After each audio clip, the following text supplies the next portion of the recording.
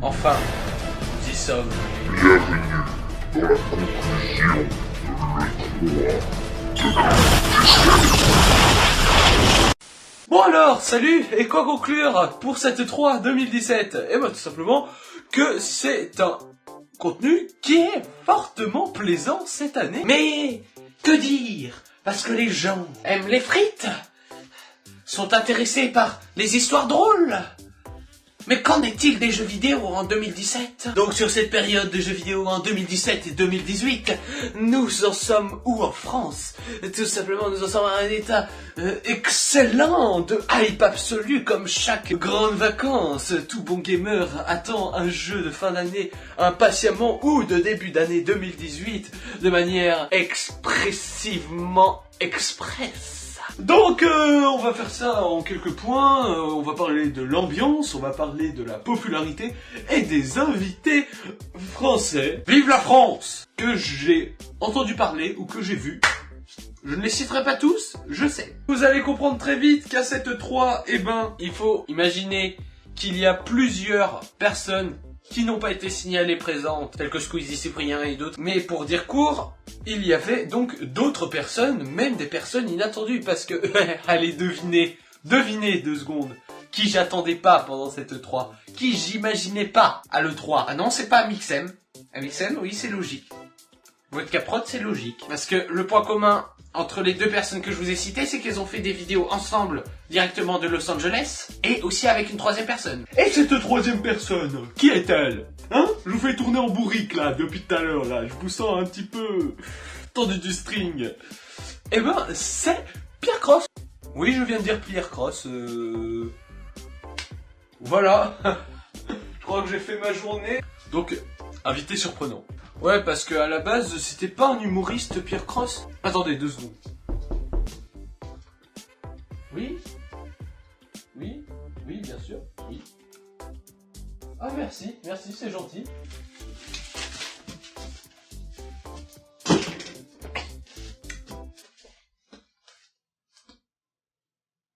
Non, c'est pas ce que vous croyez, c'est tout à fait normal, hein, que Pierre Cross soit présent à l'E3, hein, c'est évident. Bon, voilà, donc d'un point de vue des invités français, donc de cette E3 2017, après, qu'est-ce qu'il en est de la popularité? Et là, vous vous attendez à que je dise, c'est de la merde. Eh ben, vous avez pas faux. En partie. Car, si on veut être très exact, en ce moment, nous sommes sur une période très confuse par rapport au ressenti des gamers sur le monde du jeu vidéo. Il y a une certaine forme de, j'allais dire, de flatulence. Mais en soi, il y a quelque chose de très surprenant dans cette E3. L'ambiance peut être un peu froide au départ du public, c'est très vite réchauffé. Et on attend, de la part des gamers, on n'attend plus d'anciens jeux. Excepté Call of Duty et FIFA, parce que ça, c'est le bordel et c'est... Viens-moi ça, là, c'est dégueulasse. Voilà. On en parlera plus tard. Ils auraient pu au moins modifier un peu leur jeu, quoi. Comme par exemple... Eux, ils ont tout compris. Tout comme... Une autre idée. Vite, une autre idée. Avant que les gens me prennent pour un an. Tout comme le fait qu'ils ont aussi eu l'idée de ressortir des jeux dont la poussière avait un petit peu entassé les dossiers, on va dire.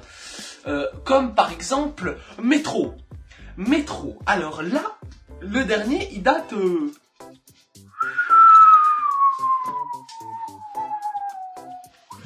de...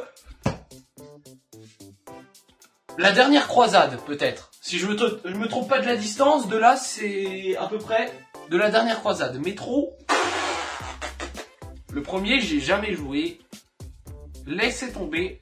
Je suis à la ramasse par rapport au Metro. Si ça se trouve, ils sont pas si vieux que ça, hein. Parce que, voilà, enfin, s'ils ont encore l'intérêt de sortir un Metro, enfin... ça fait peut-être au moins 10 ans. Tout comme par exemple un autre jeu vidéo dont ils ont eu l'intelligence de faire parler d'eux, de revenir sur le plateau. Beyond Good and Evil 2. Mes chers amis, je vous invite à voyager dans l'espace avec des pirates, animaux et humains, et animaux humanoïdes, vous voyez un petit peu, avec les quelques images que je vous passe, ça donne à peu près ça. Après, pour en continuer donc sur ce sujet, nous avons donc pas mal de jeux vidéo, comme je viens de vous le dire, relativement intéressants suite à ces activités, n'est-ce pas? Que retenir donc de ce que je viens de dire jusque là? Que l'E3 a de nouveau innové. Enfin, en tout cas, ceux qui ont présenté leurs choses à l'E3, parce que l'E3 en lui-même, il n'a pas innové, hein. C'est toujours la même chose, c'est toujours le même salon, enfin, c'est toujours le même rythme ou quoi que ce soit. Des deux conférences que j'ai vues, en tout cas, ce qui est sûr, c'est qu'elles étaient motivées, il y avait du nouveau. C'était un petit peu plus serein sur le plateau d'Ubisoft, car l'année dernière, c'était assez froid. Ça, je sais pas si c'est au fait qu'il y ait quelques licences phares qui se sont atténuées chez eux et qui se sont calmées.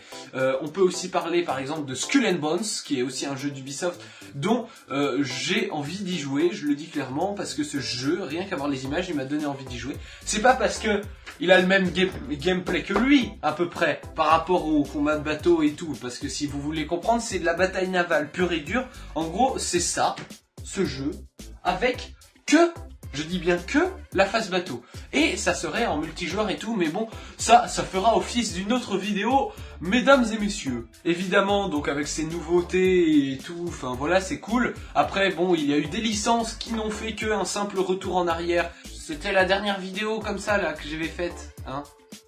Il y avait le même décor, et c'était pas compréhensible. Donc en bref, l'E3 cette année c'est du luxe, il y a de la nouveauté, il y a du changement, il y a des modifications par rapport à certains jeux vidéo, il y a des jeux qui sont restés bêtement sur leurs idées, qui n'ont pas cherché à innover, que j'ai pas entendu parler de grand retour ou quoi que ce soit. Il y a aussi un autre grand retour très attendu qui s'appelle Red Dead Redemption 2, c'est très intéressant, en tout cas, d'un point de vue hype, je sens que ce jeu va faire un carnage, comme d'habitude, hein. On connaît bien Rockstar. Ne nous laissons pas happer par le sujet. Ou alors Anthem qui peut faire l'office d'un autre sujet de vidéo aussi. C'est pas mal. C'est un bon jeu. On a un truc. Et là, j'ai la redoutable question qui vient dans ma figure.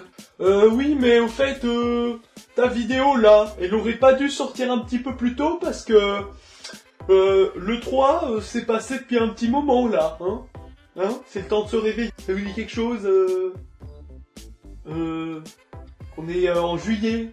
C'est terminé depuis un moment, hein. Ouh. Ah oui, c'est bon, ça va, j'ai compris. Je sais, cette vidéo est pas sortie avant. Parce que je n'ai pas eu l'idée de faire une conclusion avant. Voilà, vous avez la réponse. Il se trouve que c'est déjà la fin de cette vidéo, hein? Si on se calmait un petit peu là, hein? Si on descendait un petit peu là, pépère, petit transat, petit cocktail, croiser les jambes, boire à la paille, hein? Parce que là c'est pas tout, mais j'ai d'autres vidéos à tourner moi, j'ai du montage à faire. Alors vous savez ce que je vous dis? À la prochaine! À la prochaine pourquoi? Pour une autre vidéo! Et c'était qui? C'était Saurus! Et c'était Soud! Et c'est quoi? C'est Sonax Prod. Allez, c'est pas tout. À la prochaine.